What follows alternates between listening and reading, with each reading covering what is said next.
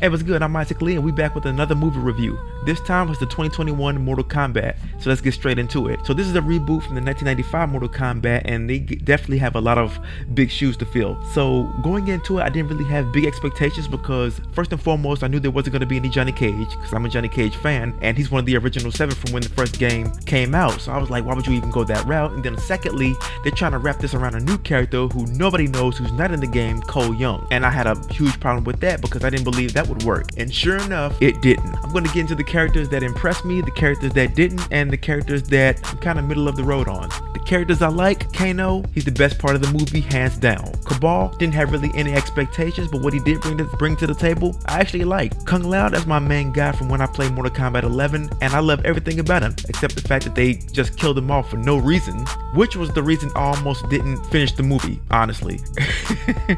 Then you had Sub-Zero and Scorpion, and I love the fact that aside from just seeing them as Sub-Zero and Scorpion, we got to see them as Behind and Hanzo Asashi. I do like I like the fact that the movie starts off showing them, it really sets the stage and showing their rivalry at the beginning of the movie. What I don't like is the fact that we only see this rivalry at the first 10 minutes of the movie and the conclusion of it in the last 15 minutes of the movie. So it's kind of like sandwiched the whole movie, which I wasn't really a big fan of. Jax, I really love the way that character was written. I was kind of skeptical on the casting with Mehcad Brooks because personally I would have preferred Michael Jai White, who also played Jax in the YouTube version of Mortal Kombat Rebirth.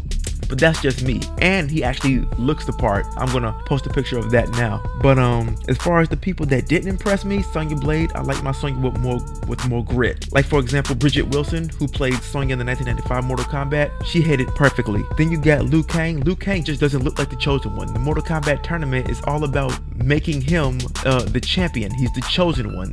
That's what he's called to be. And unfortunately, he comes off more of like a side character. I don't look at him as a champion. Then you have other characters like Natara, why are you here? Then you got Reiko, why are you here? Then you got Goro. Goro, he basically has one scene with Cole where it's Cole's first fight and he's taking out Goro, as opposed to his counterpart from the 1995 version, who Goro got multiple scenes. You know, it's him and Kano in that scene where they having the whole buffet of food, where he's talking about who he is and the nature of the tournament, things like that, where he's seen being dominant, taking out like 20 guys. And then even the fight he has with Johnny Cage, he gets a lot of screen time in that, so you actually care about the character, as opposed to the Goro you see in this iteration. You don't care. He gets one scene and he's killed off like he's nobody. He's basically a henchman. This is Prince Goro. Put some respect on his name.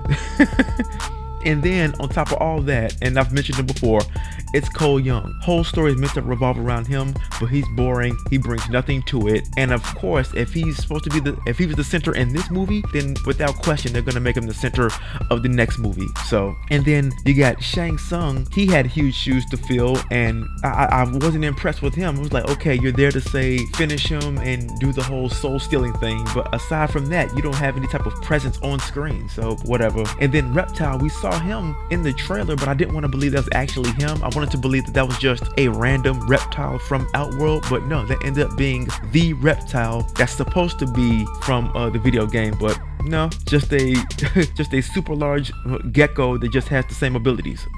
And then you got some people that I'm just middle of the road on. I'm very middle of the road with Raiden. I don't really hate or like him. He was there, and that's all I can say. Same thing with Melina. She was there. I really wish they did more with her. I'm glad that, and that's another harsh thing, because she ends up being another character that they kill off. And I hate the fact that you got this whole plan for this 5-film, I guess, universe, because before this one came out, it was already spoiled that Joe Taslim, the guy that plays Sub-Zero, he signed on to do 4 more. So you're gonna have this whole 5-movie plan, and you kill off people like Kung Lao, Melina, and Kano. They all get killed off. So okay, we're gonna see how this goes. This is gonna look like DC Universe. And I'm saying that right now. This is gonna look like the DC universe. I do like they added in a few Easter eggs, you know, when they're talking about certain cultures knowing about the tournament. They mention, they show a picture of Nightwolf, they show a picture of Kodo Khan, you know. They see, you can't miss Katana's fan, how the camera just zooms in on it. They even they showed Shinnok's amulet. That was really cool.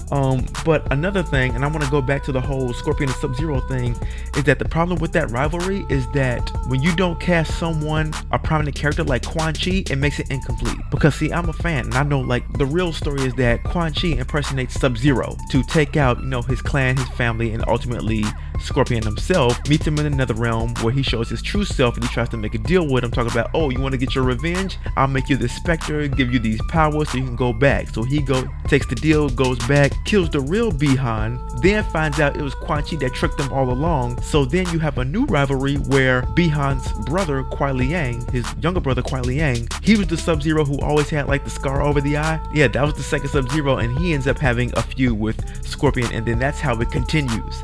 That's how it that is the real story of that rivalry. And then on top of that, at least in this movie, they never explain how Scorpion comes back from the nether realm. He just right when he dies, his body just burns into the ground. He goes into the nether realm.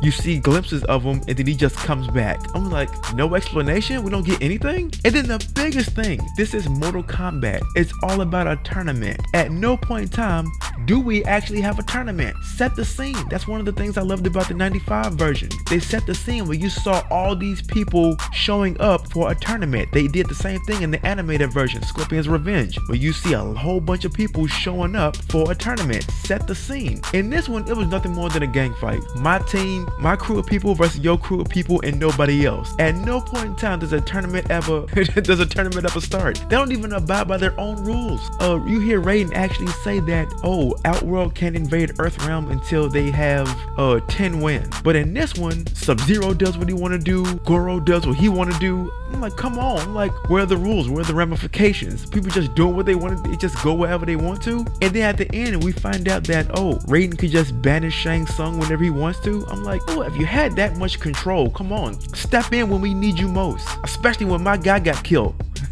All in all, I was just very disappointed. It was like I didn't have super high expectations, but I was a little hyped.